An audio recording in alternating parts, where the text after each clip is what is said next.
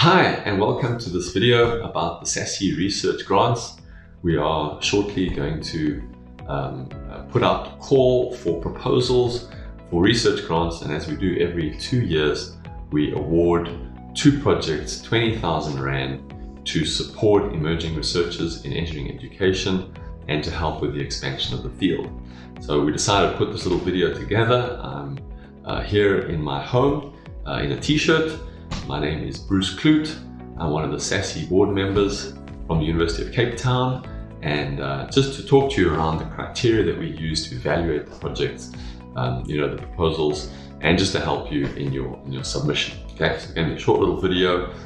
You should have the proposal document there, the call for proposals, and so have a look at that and listen to this video in that context, in the context of that call. Okay, so first of all, this is for people that are not established engineering education researchers. So don't expect a highly polished proposal, but there are a few things that we do look for. And what happens is, there are 4 criteria that are included in that call for proposals, and we use those to judge the criteria, to judge the proposals. We circulate the applications among the SASEE board. And then there's a kind of a rubric that we use where we rate each of the criteria on a scale of 1 to 5, with 1 being insufficient and 5 being excellent. And we rate those, and it gives a final score. And then we either tick yes, we recommend this proposal, or no, we don't recommend this proposal. And we write some comments below about why we decided that. We then have a look at those proposals that scored the best. And then we look at all the best ones, and we then choose 2 out of those to be awarded the 20,000 Rand grant. Okay, so those 4 criteria are: relevance to the engineering education community. Is the proposal relevant? Is the topic relevant? And the second one is originality. Is the topic original, or is the proposal original? The third topic is then the appropriateness and feasibility of the proposed methodology and methods within this proposal. And the fourth one then is the capacity of the applicant to complete the proposed project within the timeline and within the budget. Okay.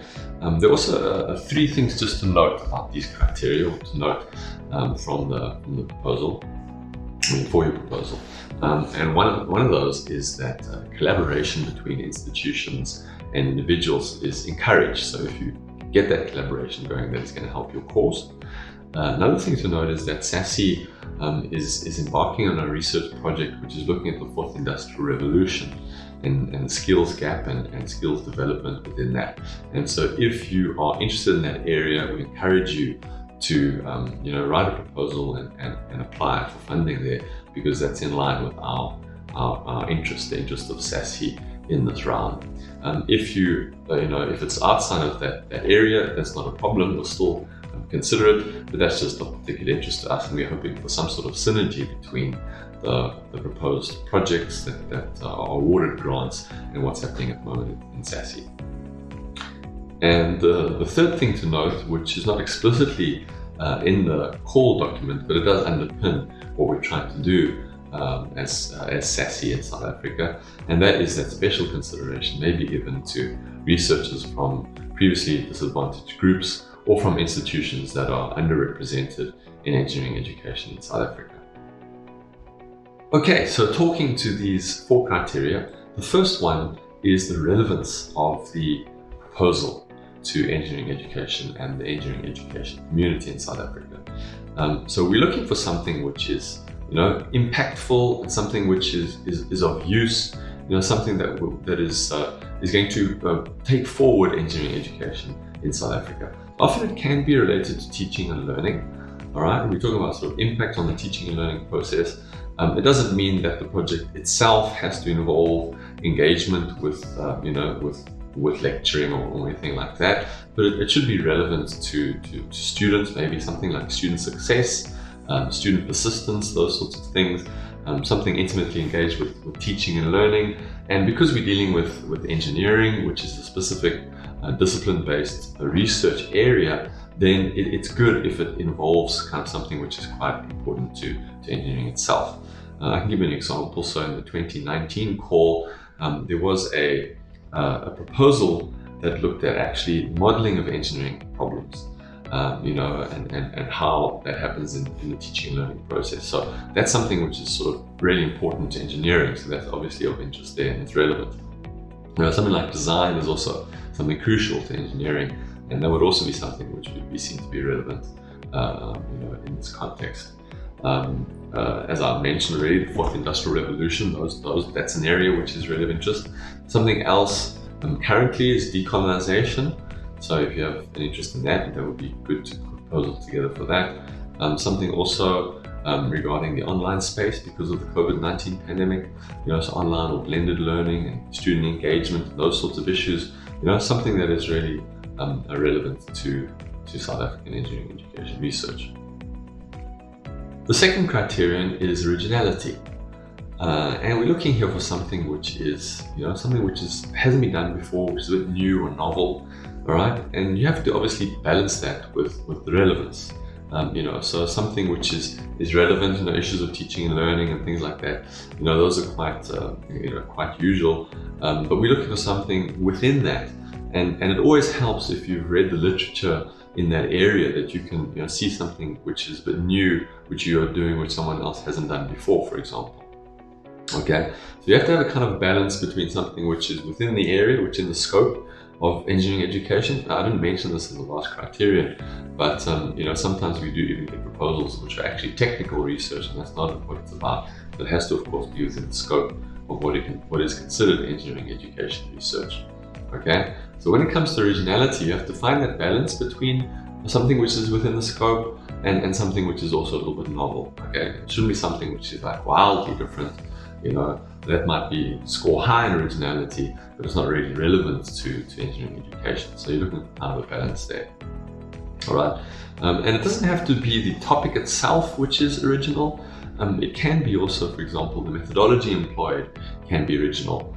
I can take an example from the last round of applications. Someone was looking at learning styles, okay, and using a research instrument, a questionnaire to look at learning styles. Now that's been done a lot. Okay, a lot of research is done in there, but a comment made by one of the SASEE reviewers was that this is not particularly original, but the potential of the outcomes to be really interesting and original, that was what was noted. Okay, so something novel is always going to help your cause there. The third criteria is the appropriateness and feasibility of the methodology and methods that are employed in the study. Okay, so this requires some thought because we're looking here for some, there must be some sort of alignment between what you want to do and the methodology that you're employing. Okay, and often it's a question of research design. You have a research question, you have a topic, you have a research question that you're asking, and then it has to align with the methodology and the methods that are employed. So you need to talk about this in a coherent way. Okay, it doesn't have to be, doesn't mean that, for example, you have to choose a theoretical framework, which is complicated or sociological or anything like that. But it has to be coherent and there has to be some sort of alignment. Okay, so if, for example, you are doing a study about students' perspectives, then it would make sense that you choose a methodology which is qualitative because you want to be able to understand their perspectives. You want to be able to see them as sort of social actors, within the world, would have their interpretation of events. If you're looking at using some sort of validated questionnaire to do your research, and from there you're going to get quantitative data, and you're going to use that to draw the conclusions that's going to answer your research question, then that is appropriate there.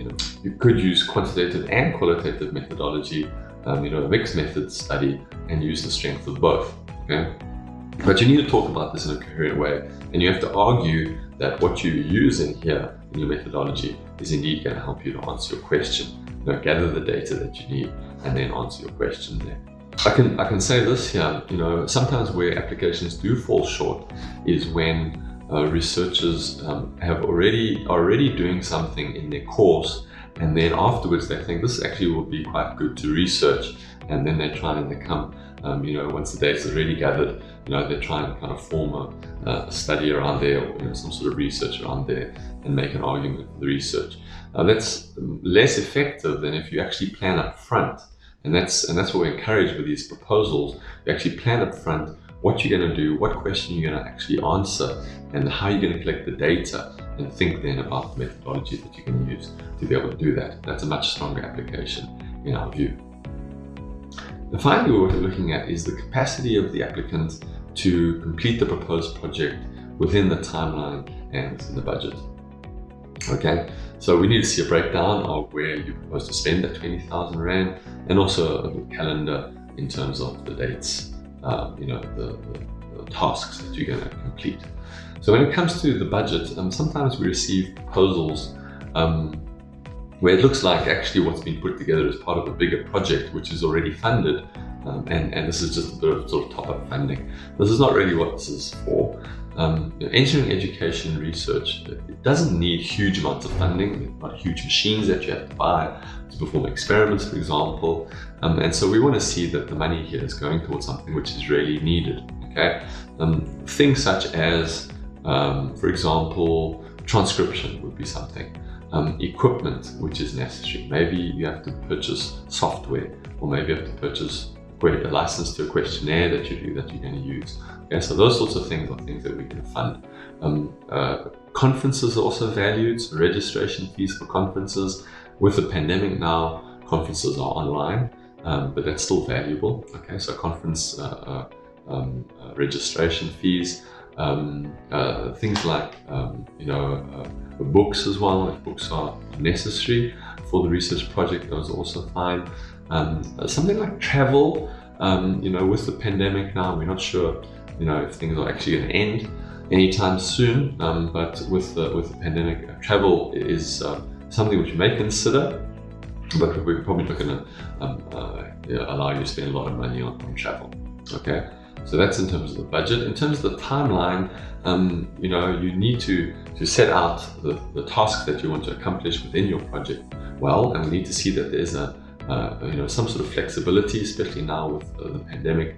It's good that it'll be good if you can mention that you can actually alter the dates as needed, and there's enough time between tasks that can allow this. Okay, so give enough time, especially getting respondents, and making sure that you set up interviews, for example, if you are doing interviews, taking time to actually capture and analyze the data. That always takes time, so it's a good idea to spread that out and make sure it's reasonable. That's what we're looking for. And don't just write down, this is the amount, we need 20,000, and this is how long it's going to take. The more you provide a compelling argument, then the more convinced we're going to be that you have the capacity to actually complete this task, and the more likely you're going to get a good rating on your review of the application. Okay, so that is it, those 4 criteria. We see this as a learning, experience, and we're here to try and help you, mentor you, and if we can help you write a better proposal, please drop us a line.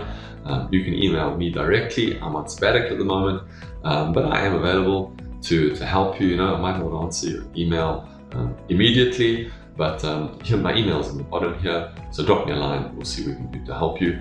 All the best for your application. I hope you have a good one, and I hope you get the money, and I hope it's a good proposal that's going to take engineering education forward in South Africa.